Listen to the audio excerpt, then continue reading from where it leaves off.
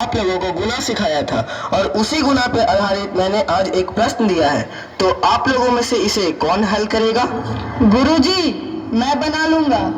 बहुत खूब, आओ तुम इसे आकर बनाने का प्रयास करो। जी गुरुजी। आओ बनाओ इसे।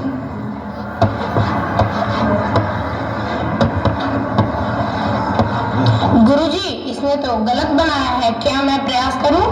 देखो भी, मैं तुम्हें मौका तो दे रहा हूँ, लेकिन अगर गलत हुआ तो धूप में मुर्गा बनाऊंगा। ठीक है गुरुजी, मैं प्रयास करूंगा। तो आओ आकर इसे बनाने का प्रयास करो। धन्यवाद गुरुजी।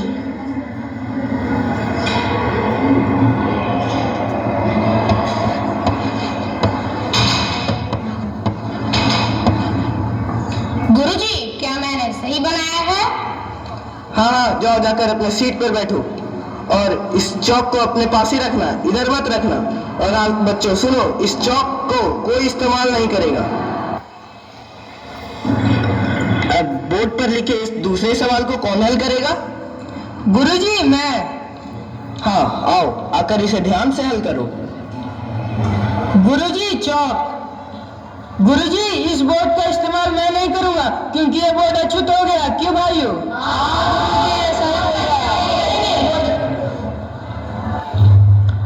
अच्छा, ठीक है, अब तुम लोग शांत हो जाओ।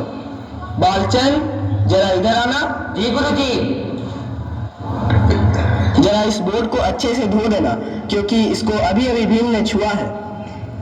छी, इन बच्चों को तो पढ़ने ही नहीं आना चाहिए।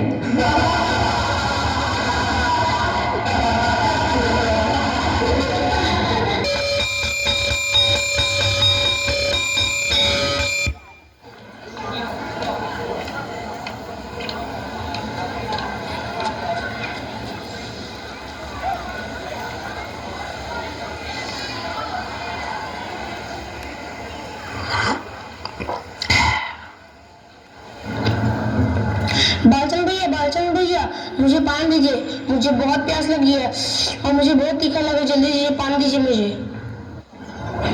रुको, ये घड़ा मत छूना, ये तुम्हारे लिए नहीं, इन बच्चों के लिए है।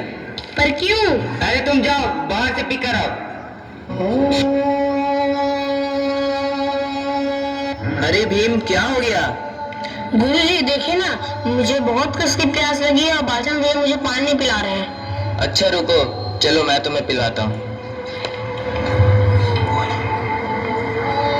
बालचंद, इसे पानी पिलाओ।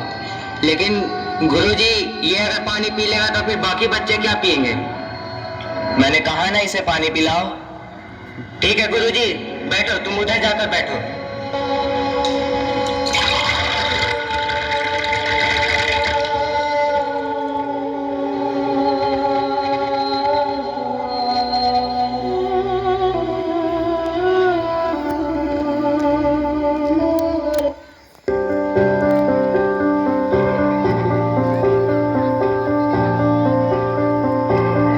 आई, तुम हमेशा ये सब क्यों करती रहती हो? जब पता है सर में दर्द है तो कपड़े सीने की क्या जरूरत है, बाद में सी लेना। अरे इतना भी दर्द नहीं हो रहा बेटा, मैं कर लूंगी। हमारा भी माँ अब नया नया स्कूल जा रहा है ना, तो उसके लिए नए कपड़े भी चाहिए ना। अच्छा ठीक है आई, लेकिन थोड़ा अपना भी ध्यान रखा करो। अच्छा ठीक है बेटा, जाओ तुम भी अपनी पढ़ाई किया करो।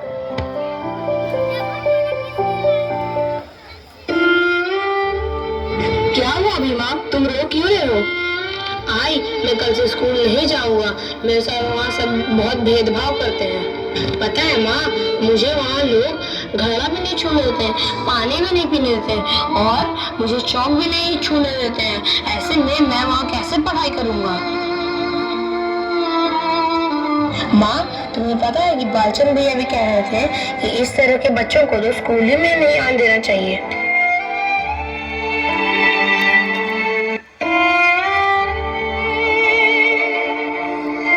देखो भीमा, मेरी बात सुनो।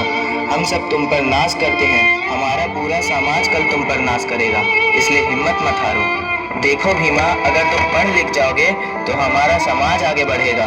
जो हम लोगों ने झेला है वो आने वाली पीढ़ी नहीं झेलेगी, इसलिए जैसे भी हो तुम्हें पढ़ाई करना बहुत जरूरी है। ठीक है बाबा, मैं अब और मेहनत करूंगा और अपने समाज को आगे लेकर जाऊंगा।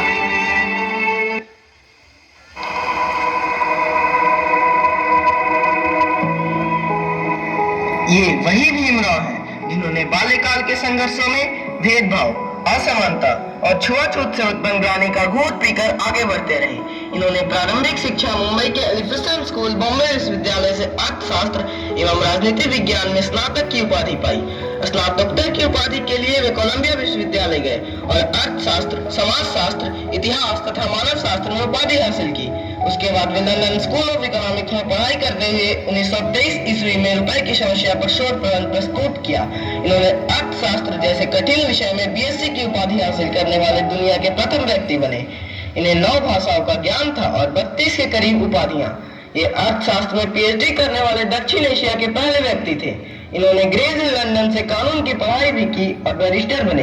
ये स्वतंत्र भारत के पहले कानून और न्याय मंत्री बने। इन्होंने दलितों के सशक्तिकरण और जाति आधारित भेदभाव को खत्म करने, श्रमिकों एवं महिलाओं के शोषण के विरोध में सामाजिक न्याय का हक दिलाने की वकालत की। इन्हें संविधान का जनक कहा जाता है। ये भारत की स्वतंत्रता, संप्रभुता, एकता, समानता और न्याय को अक्षुण्ण बनाए रखने की बातों को संविधान में जगह दी। कुल मिलाकर यह कहना उचित होगा कि जिन चुनौतियों ने उनके जीवन पथ को एक गुरु की भांति प्रशस्त किया, उसके परिणाम स्वरूप भारत के संविधान का निर्माता बनकर महापुरुषों की आकाश गंगा में सूर्य की तरह सभी कालों में चमकते रहेंगे। धन्यवाद।